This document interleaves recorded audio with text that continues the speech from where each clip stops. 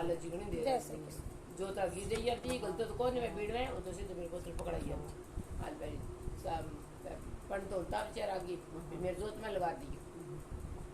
ब्रह्मा जी ने कहा, हे नारद, अब मैं प्रदोष तथा त्रयोदशी का भी वर्णन करता हूँ। मैं उन स्त्री पुरुषों को परम धन्य समझता हूँ जो इस व्रत को धारण करते हैं, प्रदोष व्रत को करते हैं, मैं उनको धन्य समझता हूँ।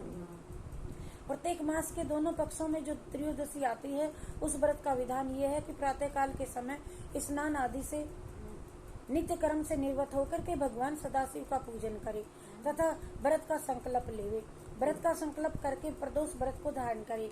ये जब 3 घड़ी दिन शेष रह जावे तब अपनी शक्ति के अनुसार पुण्य स्नान करके मौन धारण कर ले तथा श्वेत वस्त्र पहने संध्या के समय जप करने के उपरांत प्रेम पूर्वक भगवान सदाशिव का षोडशोपचार पूजन करे तथा स्तुति करता हुआ उन्हें प्रसन्नता पूर्वक दंडवत प्रणाम करे। तत्पश्चात ब्राह्मण को भोजन कर चुके सब स्वयं भी भोजन करके कर ले, बिना नमक का भोजन करे। हे नारद, इस प्रकार किया हुआ प्रदोष व्रत संपूर्ण पापों को नष्ट करने वाला होता है। इसमें इसके समान अन्य कोई व्रत नहीं है। वेद पुराणों का यही कहना है कि जो प्रदोष काल में किया हुआ शिव जी का पूजन अत्यंत आनंददायक होता है। ये बात तीनों लोकों में प्रसिद्ध है। इस संबंध में मैं तुमसे एक विचित्र घटना बताता हूँ तुम्हें, तुम ध्यान पूर्वक सुनो।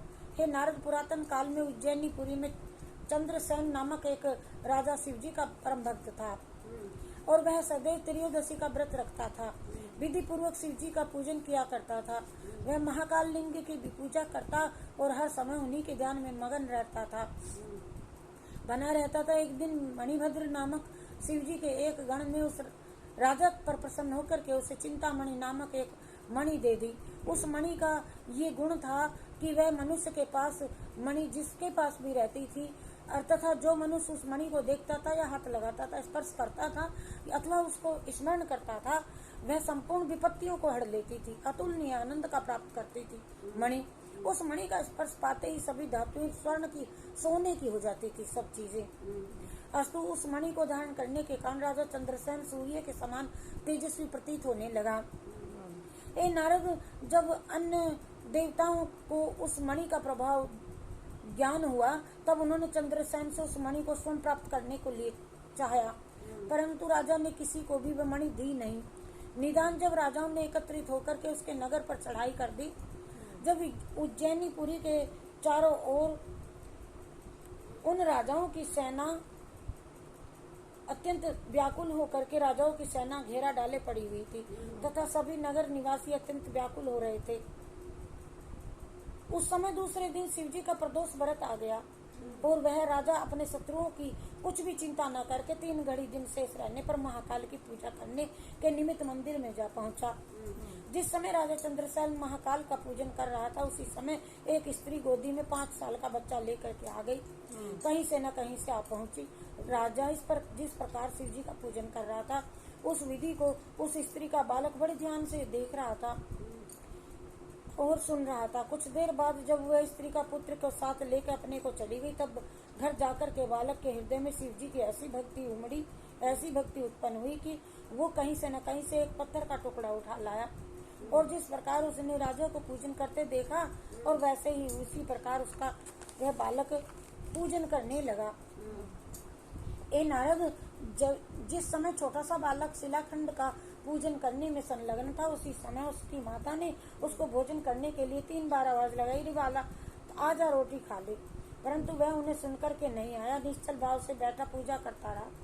तब वह स्त्री स्वयं क्रोध में भर करके उसके पास गई।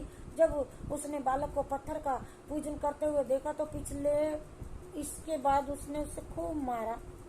पहले तो खूब मारा, फिर उस शिवलिंग को ठाया, पटक दिया, उठाकर फेंक दिया। सुनता नहीं, मैं कब से कह रही हूँ। इसके बाद जब उसे हाथ पकड़ कर भीतर खींच के ले आई तो वह बालक हाय करके रोने लगा, हाय शिव जी, हाय शिव जी। इस अवस्था में बच्चा मूर्छित हो गया। मूर्छा अवस्था में उसने दृश्य देखा कि जिसमें ये जान पड़ता था कि शिवलिंग रत्नों से भरा हुआ है। उसके मध्य में एक रत्न जटित सिंहासन रखा है तथा उस सिंहासन पर उसका शिवलिंग प्रतिष्ठित है।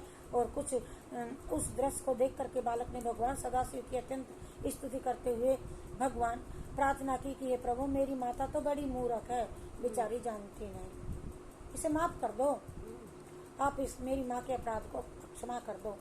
हे नारद, संध्या के समय जब उस बालक की आंख खुली तो उसने देखा कि घर सचमुच रत्नों से स्वर्णों से निर्मित परम सुंदर हो गया था। इस अद्भुत चरित्र को देख करके बालक ने सैया के समीप पहुंचकर अपनी माँ को जगाया, ये माँ खड़ी हो जा। माता ने अपनी आंखें खोली और वह अद्भुत चरित्र देखा। मैं कहाँ हूँ? प्रसन्नता से भर करके अपने पुत्र से कहने लगी, पुत्र मैंने तुझे मारा, ये मेरे मारने की कृपा का फल तुझे है। अस्तु किसी प्रकार का आश्चर्य नहीं करना चाहिए। जब राजा चंद्रसेन को ये समाचार मिल गया कि बालक की भक्ति से प्रसन्न हो शिव जी ने उन पर ऐसी कृपा की है, तो तथा उसकी माता की अत्यंत प्रशंसा की, माँ की बहुत बड़ाई की राजा ने। जब अन्य आक्रामक राजाओं को सबको बड़े बड़े राजाओं को समाचार मिला तो वे उस नगर पर शिवालय की ऐसी कृपा देख करके अपने अपने घर को चले गए। जय जय बोले भंडारी, जय जय बोले भंडारी, जय जय बोले भंडारी, जय जय बोले। ये प्रदोष के व्रत की कथा।